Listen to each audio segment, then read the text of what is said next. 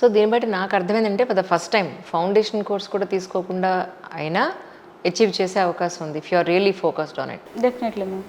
అంటే మీకేం కన్ఫ్యూజన్ లేదా స్టార్టింగ్లో ఇది ఏం చదవాలి, ఇది అనవసరంగా చదివేస్తున్నానేమో, అంటే చాలా అవైలబిలిటీ చాలా ఉంది కదా యూట్యూబ్లో మనకి, అందుకని సో అది ఎలా చాలా కట్ ఆఫ్ ఉంటుంది మ్యామ్, చాలా ఉంటుంది. నాకు రిజల్ట్ వచ్చినాక మనం కాన్ఫిడెన్స్గా కనిపిస్తాము, కానీ రిజల్ట్ వచ్చే వెనక రోజు కూడా మనకి ఇంత కాన్ఫిడెన్స్ లేదు. ఇప్పుడు నాకు మాక్ ఇంటర్వ్యూకి వెళ్ళినప్పుడు కూడా నేను కరెక్ట్ చెప్పినానా లేదా, అంటే ఇంటర్వ్యూ అయిపోయినాక నేను ఈ క్వశ్చన్స్కి ఇట్లా ఆన్సర్ చేస్తే బాగుంటుండే, ఇట్లా నేను ఇట్లా చెప్పినా అని కొంచెం ఉంటుంది కదా మేడం. అంటే ఇంత కాన్ఫిడెన్స్ అయితే మనకు ఆ స్టేజెస్లో రాదు, బట్ అయినాక చెప్పడం ఈజీ. బట్ ఆ స్టేజ్లో మనము అది కన్ఫ్యూజన్స్, ఇది ఓవర్ రీడ్ చేస్తున్నామో లేకపోతే ఇంకా తక్కువ చేస్తున్నామేమో, వేరే వాళ్ళందరూ మంచిగా చేస్తున్నారేమో అన్న ఫోమో అయితే ఉంటుండే మేము.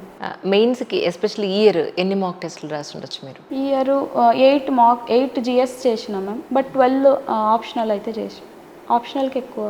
రైట్. అలాగే హాబీస్ కూడా అడుగుతారు కదా, ఏం పెట్టారు అందులో హాబీస్లో మీరు? హాబీస్ మేము, నేను కిచెన్ గార్డెనింగ్ ఇంట్రెస్ట్ ఉండే, నేను అగ్రికల్చర్ గ్రాడ్యుయేట్ కాబట్టి. సో ఆ ప్లాంట్స్ గ్రో చేయడం అవన్నీ, సో కిచెన్ గార్డెనింగ్ పెట్టినండి. మళ్ళీ సూర్య నమస్కారం అవి 2 పెట్టినండి.